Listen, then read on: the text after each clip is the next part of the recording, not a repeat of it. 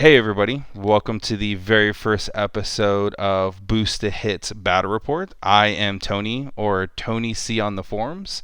Actually, guess not forums, the Discord. And I play Storm Legion right now, but soon I'm going to play Gravediggers when they finally come out. And hey y'all, I am Chris Taylor Wolf. You know me as Hashmall in the Discord. I play Orgoth Sea Raiders at the moment, but I am also a really big Infernals fan. I think one or two of you might have an idea there. And then I'm an old school Protector to Menoth player, so that's me. Going on, everyone? Sam here. I'm currently flirting with Devourer's host. Awesome. So I guess before we jump into today's cast, we're getting to Bokur's Brawl. So, you guys excited about that at all?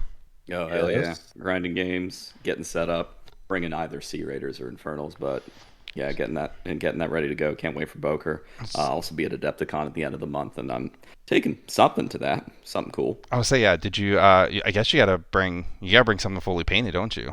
Sure do. Oh. Yes. And hopefully, You'll see what that looks like. I would say hopefully there'll be some sweet Gravediggers there that I can get you to bring a couple back. So that Oh would no, be I hope they're freaking not awesome. there.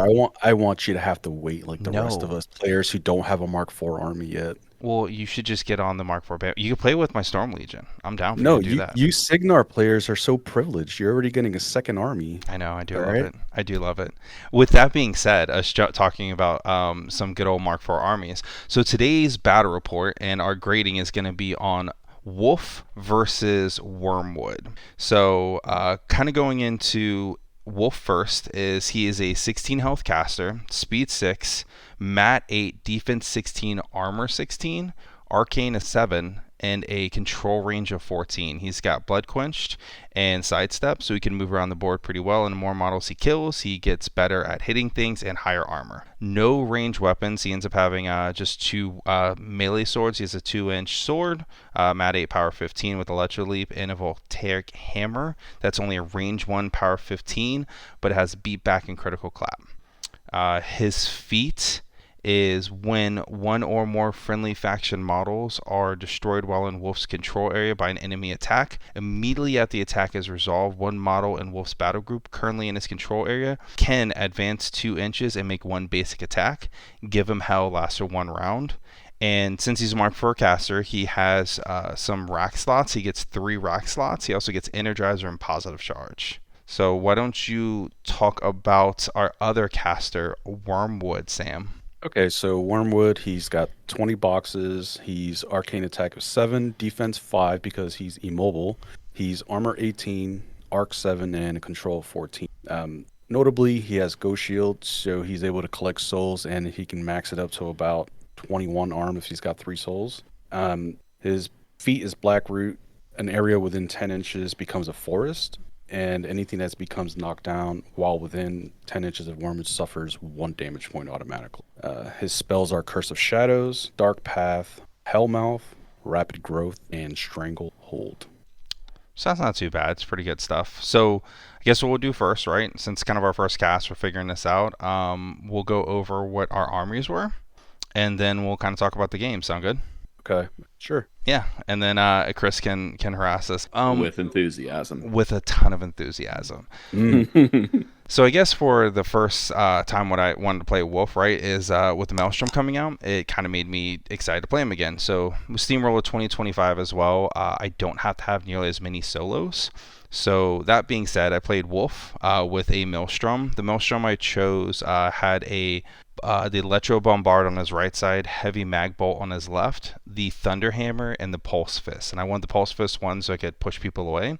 Or actually, I guess it damages people, and also it gives +1 to armor. For solos, I brought the Legionnaire Officer and a Zephyr.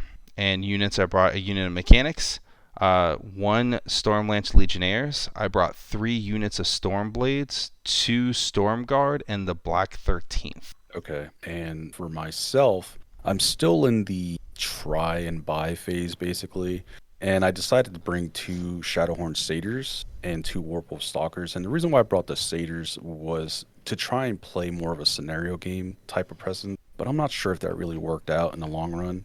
I ended up swapping them out later on, but for the rest of the army, I brought the Ravager Whitemane, the Wolf Rider Champion, Brigading Call, 2 units of the Ravagers, one with the UA, which basically has a mini feat that gives them Mass Carnage, which allows them to have an Overtake and Vengeance, and 2 sets of Thorn Wolf Riders. That's pretty good. So I guess, what do you think about your list, Sam? So, kind of, the list wasn't very coherent as I thought it was originally looking at it. The game plan didn't come out the way I thought it would, and that's probably just from my inexperience from playing. I think that was probably one of the first games I had with him, maybe like second or third game. I think I've changed the battle group numerous times, trying to see how to take advantage of his spells. Because when I first played him, looking at Hellmouth, it's very expensive, so it kind of made me not want to spend that fury on it, and I think that's what held me back a lot, along with trying to find, I guess, to deal with the mass infantry, and I started realizing I have to use it, and those satyrs weren't getting to the front of the board the way I wanted them to. Okay. Does that make sense? Yeah, no, it definitely does. Chris, you got any thoughts on the list as well before we jump in the actual battle report then? Or either one of our lists? Yeah, I'm going with both of your lists. There's things I like. There's things I'd like to see improved. I'll start with the Wormwood one just because Sam was just talking about it. There's cool tech in there, and Devourer's Host absolutely has some really cool pieces that they can take. You know, I'm never going to hate to see Wolf Riders on the field, especially with the Curse of Shadows caster, especially with a caster that can pop out some forest and block some cheeky line of sight, making sure that they're actually able to make it in. These are all really cool things. I'm kind of with you that I don't love the Shadow Horns. They're a neat concept in paper, but they're 9 points. They don't hit very hard. They hit harder with Wormwood. That's nice, but not tremendously so. And you're spending 9 points to kind of chuck something away that may or may not be immune to knockdown, and it just comes back the next turn and eats your lunch. That's kind of my biggest problem with them. So, and you're right in acknowledging that Tony's list, he's got a lot of single wound infantry there. And, I'm going to assume, you didn't say what you racked there, Tony, but I'm going to assume that Electrified, the new and improved Electrify, was one of them. And that starts getting those single wounders hitting pretty good once you stack that up with positive charge. A +4 damage swing, +2 mat swing, that's big. It is. And you need a good way of dealing with those single wound infantry. And definitely 18 points tied up in Shadowhorns, it's not doing it for you. And so to Tony's list, things I like, Maelstrom with Wolf is good. Maelstrom is good. That's a great piece. But it doesn't benefit from some of the other things that he does, like, his feet, it's never going to move. It's just going to shoot. So it becomes a 12/15-inch turret if you're racking snipe, which I did know that you are racking snipe. Of course. So it just becomes a 15-inch turret that sits in the middle of the field and blasts whatever, whatever comes in and kills something. The downside of that is that something may or may not be in melee, with the Maelstrom, and suddenly your chances of doing much with your feet drop dramatically. The other things I like, though, a bunch of single wound, hard-hitting infantry, that's a really nice look with him because it gives a lot of squishy things for the feet to trigger off of. Gotta love it. They also hit really hard with positive charge and electrify. Gotta love that. And you can really cover the board. And in Steamroller 2025, with so many units, that kind of board coverage is pretty sweet. Yeah, and that kind of goes into a little bit of the game, right? So we end up doing a random scenario on what it was, and we got Color Guard, which is a really fun one to play. It was the first time I played it. And if you don't remember what Color Guard is, because it's still pretty new, it's pretty much your flag moves at the end of, after the second player's round 2, you move your opponent's flag every round, and that is really fun because you can manipulate the board in a way to try to pull the flag away, so it's harder for them to start scoring points, which was kind of cool. And also it forces a little bit of us going forward, and that's to your point, right? I had Electrify, and I also had Snipe. I can't remember the third spell. I want to say it was Deflection, but I doubt it. I'm not positive what my third spell was. I don't think it matters. From what you told me, it was Electrify and Snipe, and I don't know that you ever actually mentioned a third spell. I have no clue what you took. Yeah, I don't remember either. I don't think it mattered in our game. Yeah, so I guess it didn't, right? So when we played, I ended up winning the roll-off. And with the roll-off one, this is really going to bug me. I actually got to find out what it is. It was Onslaught. I chose Onslaught. Yep. That's why, so I could charge across rough terrain if I needed to. So I was really lucky. I got first round. Well, I rolled higher, so I chose to go first. And pretty much on my end, the way how the board was set up was my flag was in the back in a forest area.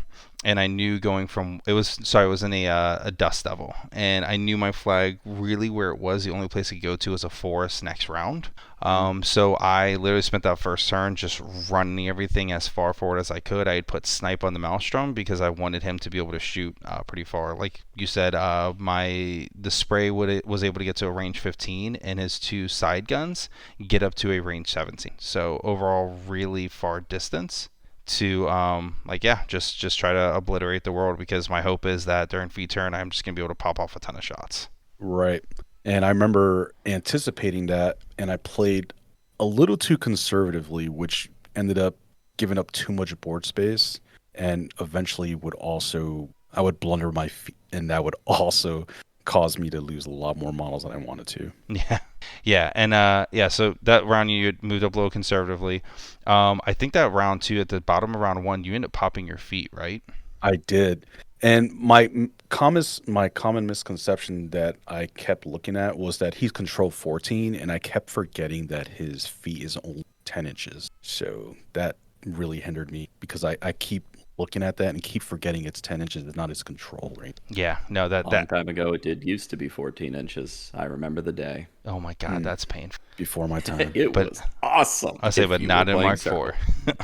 So then, No. so then during my round two, really, I moved a couple things up. I moved the maelstrom up to full 5 inches, and I shot off, I think, 3 models off the table. It was one model from your unit, and then actually I think I only killed one model on one of your units, and then I kind of just set everything up. So I moved a couple of things around, and then I ended up popping my feet as well, because I knew you were going to hit me hard, and I wanted to have as many models within my feet as possible, knowing that you're going to be able to RFP some stuff. And I at least had 2 or 3 models that were outside of my feet area that I couldn't pop on, but I was hoping that I could just start having Maelstrom just go to town on your stuff. And yeah, that's exactly what happened, right? Because I believe, what was it? The Storm Legionnaires, they moved up, and Wormwood did remove some of them with Hellmouth. Yep.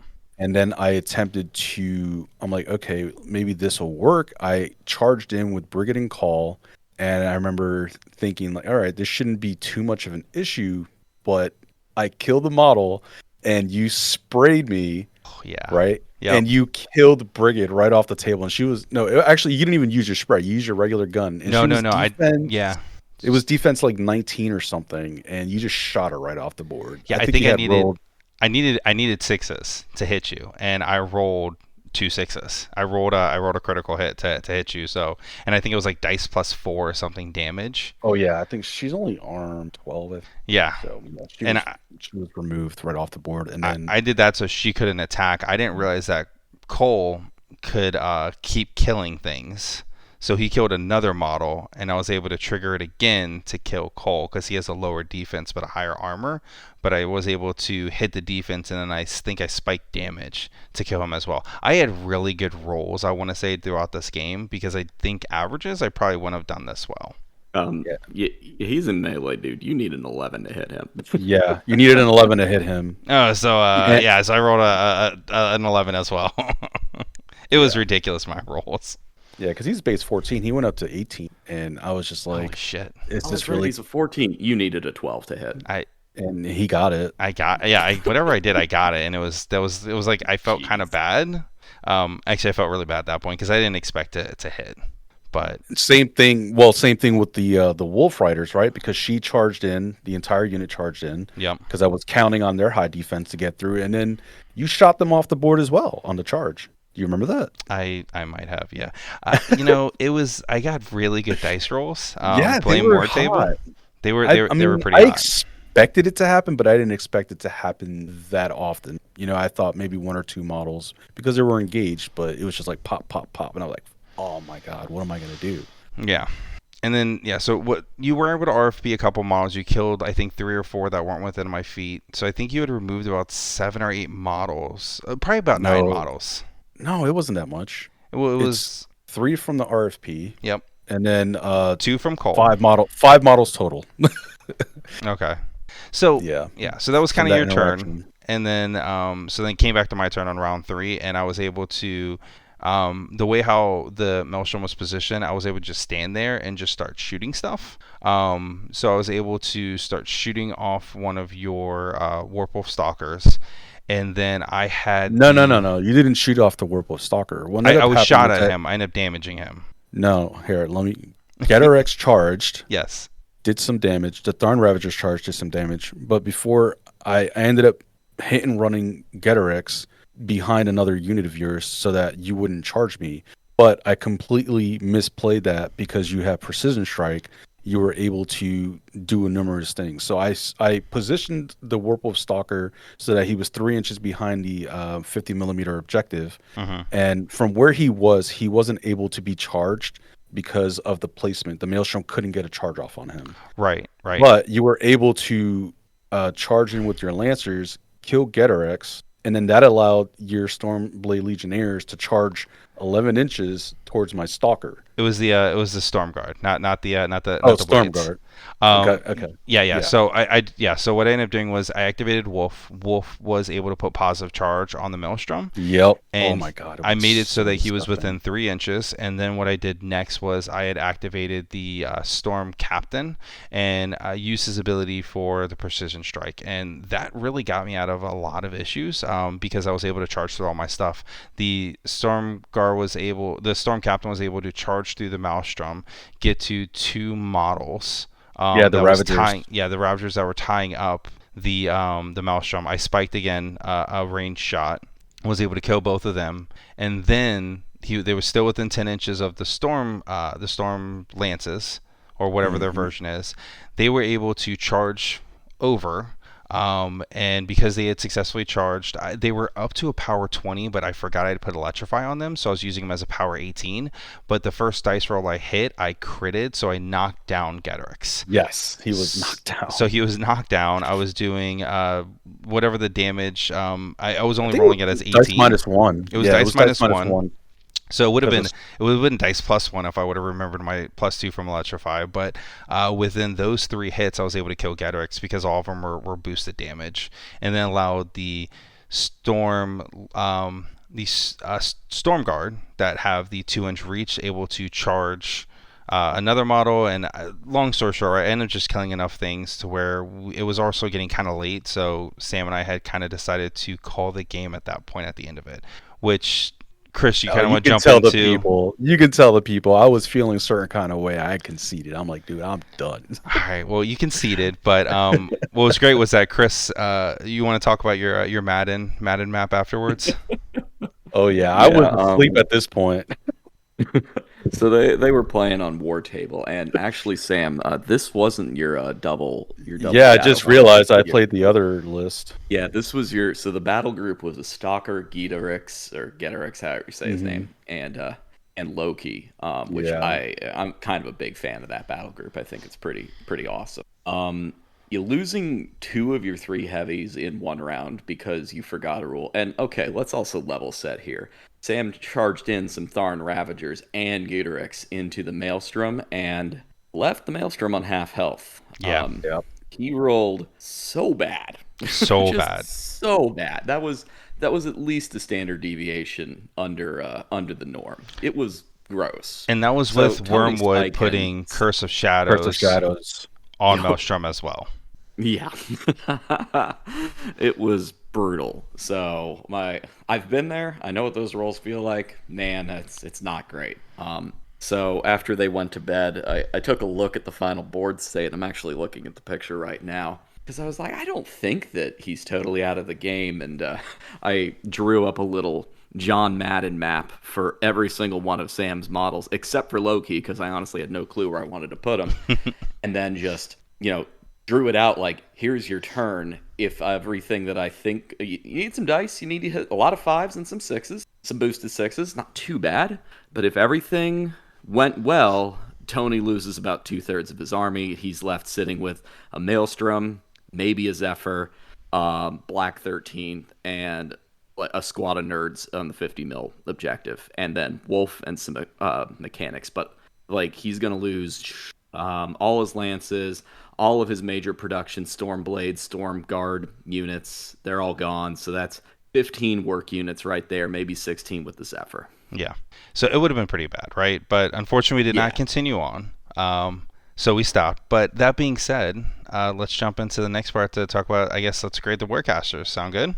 Yeah. Cool. All right. So for everyone do to it. be kind of aware, right?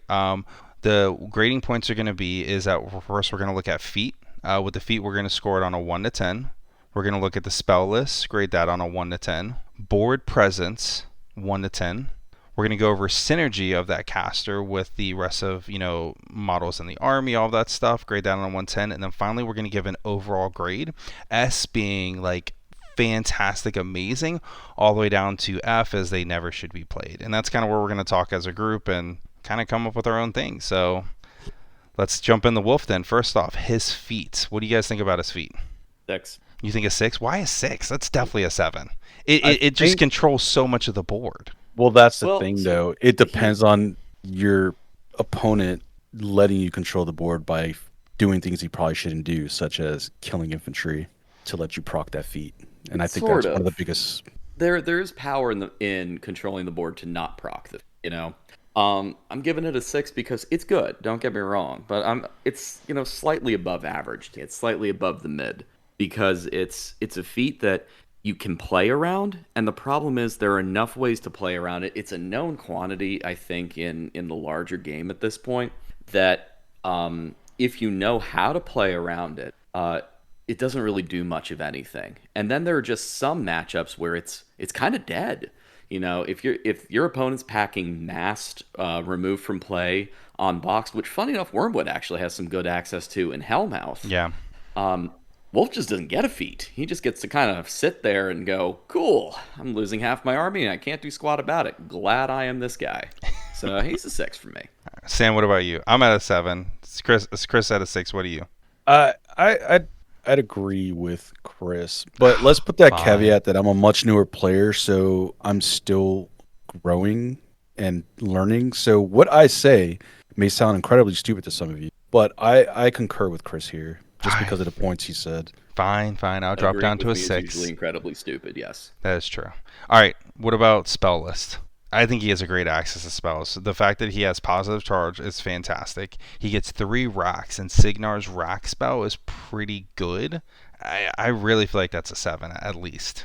Yeah, 9. You think a I 9? think His spell list is just it's beautiful.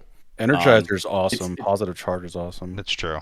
Yep. All right, I'm great 2 with it. 9. fantastic Let's do spells, 9. and then 3. And the thing is, I would have taken him a little bit lower before the 2025 update, but Energizer now or not Energizer, Electrify being usable on units. Ooh, Yeah. yeah, he's good. The fact that he can do that, and then he had a spell, so he used to only be a 2 rack, and he went to 3 because they just got rid of his one Oh, spell. that's right. Yeah, so he used to have a yeah, spell got where a he gave big everyone bump. he gave a unit a 2-inch reach, which was good, but not as good Eh. as this. Didn't that also It's do electro leaps as well? It did, yeah, it did 2-inch Yep. reach and electro leap. I liked that one, but I can see it. Lightning Tendrils is a good spell, but new and improved Electrify, 3 rack slots, Energizer, positive charge. That's solid gold right there. Yeah. And now the Storm Legion rack is much better because of that Electrify bump. So he can take that. He can take snipe or deflection or onslaught. He can take arcane shield. He can take a few different things and not tax his rack. This guy's got it going on when it comes to spells. It is really good. All right, so I'm great with 9 then. Next one, board presence. What are your thoughts? Sam, why don't you go first? Board presence, because of his spells being the way they are, I'd rank it strongly. I'd probably say around a 7 or 8, but I'd probably deduct the point just because of his feat being. It's supposed to be a board presence, but if you know how to play around it, it kind of neuters him a bit. Okay. Chris, what do you think? Solid 7, maybe an 8, but solid 7. So I look at board presence as like, dude sitting on the board, what's he doing? How is he impacting the flow of the game? Like every Warcaster has an impact, but I'm a protectorate player at heart, and a lot of my Warcasters sit in the back, cast 1 or 2 upkeeps, and eat a sandwich like that. That's their game plan, and don't kill box themselves, that sort of thing. That's what I would call, even though their upkeeps can be really good, that's minimal board presence. You you exist, congratulations, and the army is better for you doing so, but you're not doing much past that. That's really not much. Wolf, he's got output with positive charge, the ability to rack electrify. He himself can get up to be quite a little fire plug. Oh yeah. And he with Energizer, he has a 13-inch melee threat range. He has sidestep. He has 2 initial attacks. So even if he hits Electro that leap. 13, yep, with that he hits that 13 with the 2-inch, he can sidestep into the 1-inch and just keep freaking trucking. The problem is he doesn't really have a way of getting his spells out cheaply, and he really needs to sink the hit after those attacks because he's not super durable. So if you're committing him, you definitely have a plan for committing him. Because otherwise, he's going to go forward, get some work done, then something big's going to land on his head, and he's going to regret ever doing that. So it's 7 because you can't just do that all the time and just. He's not like some of the other casters who can sit midfield and just go, "What's up?" And I can see that. I think the good thing with him too is that if he can start killing models with Blood Quench, then all of a sudden he's getting plus armor for every model he's killed and additional mat for every model he's killed. So if you're gonna go in there, go kill units, you just beef up your armor, and then you can say, "Come get me." So that's the dream. that is the dream. When you can live the dream, it feels so good. So all right, I'm good with the 7. You good with the 7, Sam? Sounds good to me. All right. Next one is synergy. How do you think he synergizes with the rest of the army? I think it's I'm going with an easy 8 or maybe even a 9 here. Positive charge is a nutty freaking spell. Signar has easy ways of getting it out. Their arc nodes aren't terribly expensive. Heck, you can just slap it on a maelstrom and have a big footprint now.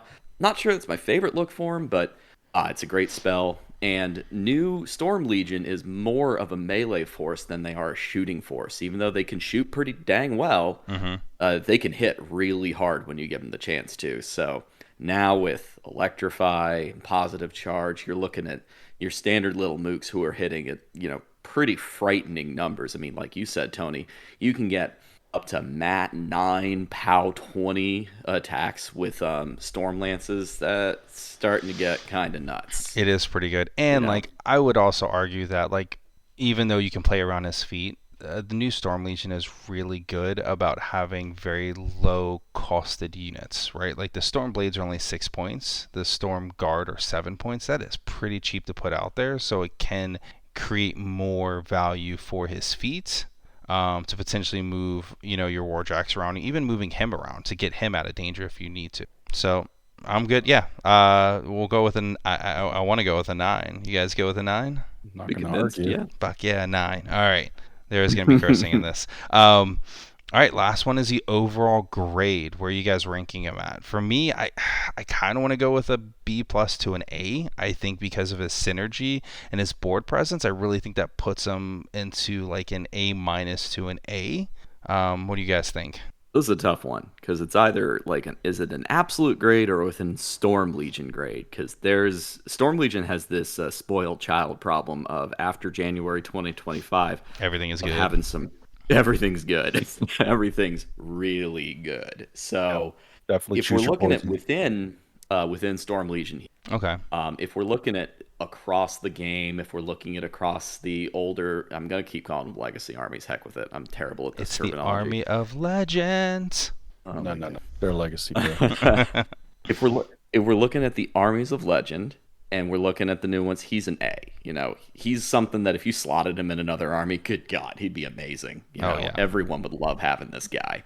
But in Storm Legion's just so spoiled now with Kane and with now Calder just taking it up. Athena's probably the low one on the totem pole there, but I mean Sparkhammer still exists. Huxley's got a new coat of paint on him. He's kind of sitting in that lower echelon, and that's offensive to me with how good he is. So, I don't know. I still want to give him an A. Yeah, I definitely envy him. All right, so I think we do a 2-part then. For this one to be an overall A, but within the faction a B. So I'm good with that. I'm okay with that because I love Wolf. Wolf was pretty cool. He's not my absolute favorite caster in Storm Legion, but I like him a lot. So perfect. All right, let's jump in the Wormwood then. All right, so starting off with Wormwood, his feet. What do you guys think about his feet? So his feet is very strong if you position properly, which I am still figuring out how to do that because he can kind of control I guess the tempo would be the right word because of denying that entire line of sight and not being able to charge or shoot across. You're forcing your opponent to make a choice whether they want to engage by walking in or running to get that table present. Okay. But the fact that it's 10 inches also hurts me at the same time.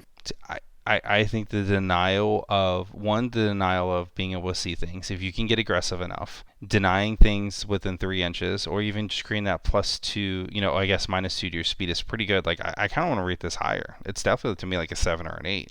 Oh, it's high. Definitely up there. I just don't know how high I would put it. What do you think, Chris? I've played against Wormwood for a long dang time. Seeing his feet go down to 10 inches, for example, like I played against him since he was released quite a lot in Mark III, and he isn't much different in Mark IV. Yeah, that feat's in. Yeah. So you learn as you play against Wormwood how aggressive you can be, and the answer is in the early turns, pretty aggressive. He can throw out a forest himself with what is it, rapid growth or whatever it's called. Yep. And then his feat creates another one. He can deny quite a lot of board space in an open field, and that's not even taking into account line of sight blocking terrain that's midfield or anything like that. And there isn't much left in the game that sees through forests or, past them. You only get to see those 3 inches in, and then you're just done. It stuffs charges, it stuffs shooting.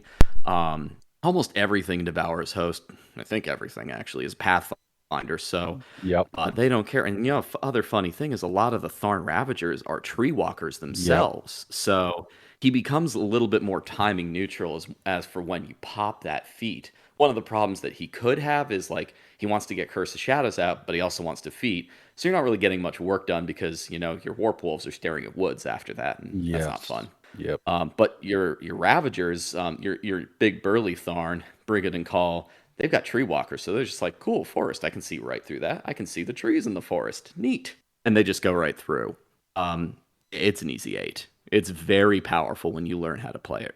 All right. What about the spell list? He's got a lot of good spells on there. They're pretty good.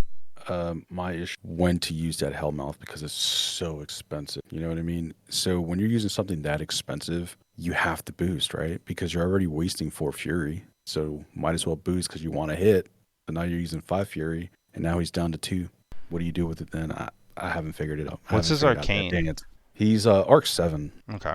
And he does have Soul Taker, Altar of Sacrifice, so he can get up to 3 souls. So, but yeah, those early stages. The good thing about him is that he gets souls for enemy models and his models. What do you think, Chris? He's got it. I like this guy a lot. I love him. Another important thing to point out, the friendly souls is really important, and everything in Devourer's Host is living and not soulless, so he's going to get goodies from that. It's also his control area, which is 14. So it's not, the tree doesn't have to be right up in the front lines. He can be back collecting friendly souls, and he's going to do that. I'm with you, Sam, and that Hellmouth kind of sucks right now. I play a bunch of Agathon who can get it out more reliably with an arcane attack of 9, which is awesome. And even I'm still like, but 4 cost, that's rough. It's one of those spells that I think, it lost a lot in the transition from Mark III to Mark IV because its old tech was you cast it on friendly models to drag enemy models into it. That's why it was cost 4. It was really good for that. It also hit everything under a 3-inch AoE, and when you drag a whole bunch of stuff in, that's a lot of models. It's much more limited now in what it does. Still a good spell, just a bit expensive. Yeah, but like Curse of Shadows. I wish it was cost 3 instead of 4. Yeah, me too. But it does RFP unboxed, which is good. Can be really good. Curse of Shadows is awesome. Dark Path is, what lets him move and what lets him yo-yo Cassius around. And then he's also got Rapid Growth for putting out trees and more, area denial. And then, Stranglehold is a great spell. He's an easy 8 as far as spells go. I'm seeing a good trend with him. Yeah, so I gotta go with an 8 as well. Board presence. Guy has some good board presence. Yeah, he's pretty intimidating. I think between his feet, just being able to knock stuff off, his board presence being able to yo-yo Cassius around, he could throw a Cassius out there and can go arc spells out that way to be able to put out the Hellmouth or Curse of Shadows. I think it falls into his board presence pretty well, where he has, for me, he's an 8 as well for board presence. Yeah, I can I'm agree gonna with say a that. 4. What? You're gonna go with a 4? He's an immobile tree. He can't go anywhere. He can't go That's anywhere, his but he can biggest throw his problem. he throws his Cassius all around. It's a He living does arc until you kill node. Cassius. Well, yeah. No, Don't let I'm not Cassius seriously going die. with a 4. No, it's tough. It can be tough. It can be tough. No, he's probably about a 5 or a 6 for me, but probably about a 6. Because once that feat is done, his board presence shrinks dramatically. It's really a lot of his early game is positioning and fronting that feat, and then the rest of the game is, well, I am an immobile tree, and now I have to stop you from getting to me. All right, fine. I'll lower He, it he down can to a. be durable. Like he's got Ghost Shield. He gets some souls on him. He can be a tanky little guy. But 20 health with souls, he gets up to arm 20 plus pretty easily. Yeah, But he's still immobile. fine. All right, we'll go with the 6 then for a nice middle ground. All right, and finally, well, I guess not finally, but second to last is synergy. Where are we at on synergy with him? I mean, he overall generalist, right? Send out debuffs, block some line of sight. I guess the synergy is there if you think about it. He For me, I think his biggest thing is that he can toss out Curse of Shadows to go lower armor, so he can kind of build up some additional damage there. He can Helm out to go remove models out of a path. I don't know if it's amazing for the synergy. Where are you at with it, Chris? Oh, he's probably about an 8 for synergy for Devourer's Host specifically. He gives that army a lot of what they're looking for. Devourer's Host likes having some damage buffs that they can rely on, something that's good for them to slap into, because their baseline damage isn't bad, but it doesn't hit some of the crazy high levels that we can see in more modern armies or even other armies of legend. Right. There, I said it right. You did. Good job. Thank you. So Curse of Shadows helps a lot with that. But I mean, you also look at Stranglehold, limiting what your opponent can do, rapid growth, allowing a Warpwolf Stalker to zip in, murder some dudes, sprint back out. Boom, there's a forest right behind him. Now you can't get to him. That kind of denial is just really classic Circle and really what they're all about. So he's an easy 8 for me. Synergy. I like it. So really, what you should do is just listen to Chris and don't listen to Sam and I when it comes to grading other casters, because we've just been so. I feel like we were good with we were on Hey, I board said with his synergy was up there. You did. I did not. I said a synergy was I bad. I didn't say it as Don't eloquently as Chris did, but don't listen to me when it comes to circle casters, because I'm like meh. I'm the opposite. All right, yeah, then. he's a turd polisher. So then overall grade. Chris, why don't you go first? What's your overall grade for him? Oh, he's an A. In Devourer's Host and across the board, he's just a good warlock. Wormwood just does a lot of cool stuff. As you said, Tony, he's got a good bag of tricks that he can dig into and just pull stuff out. He's one of those warlocks that until you really eliminate all of his pieces, he's just got to play every turn where he can just fish for something. Oh, you got some single wounders. Let's get Helm out there. Oh, I need a damage buff. Here's Curse of Shadows. Let me just go throw out a forest. You got a big maelstrom coming at me. Boom, Stranglehold. Like, I even theorized a scenario where he could sit 10 inches away from a maelstrom. So, Stranglehold's a 10-inch range. He Yeah. could sit there, pop a forest on his head, and just keep throwing Strangleholds into the maelstrom, and all the maelstrom could do was put one spray into him every turn. So as long as he's like camping one, it can't kill him. Why could he only? It's just He this should be able to dumb do his two tree guns. keeping this giant maelstrom in play. So he's an A. I love him. Oh, I guess you're saying that put it in there because you also have something engaging the Maelstrom as well. What? Well, because like he has 3 guns, right? So he'd be able to shoot 3. He'd be able to shoot 3 weapons. When can you see through stealth? Uh No. oh wait, because you have No. Oh yeah, because when he's Yeah, forced, you he's put the prowl, forest isn't on he? him. He has prowl. Oh gosh.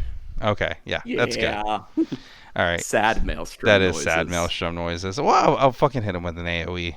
Well, I remember trying, and Stranglehold couldn't crack armor, so unfortunately the downside of Stranglehold is you have to do damage for it to take effect. Fair. Let's just had revisit the how bad your rolls were yeah. conversation. I'll say you Yeah. have to. With For Curse of everyone, Shadows, that's a though. boosted 6 he couldn't hit, or a boosted 7 he couldn't hit. That's true. Sam, where you at with grade wise for him?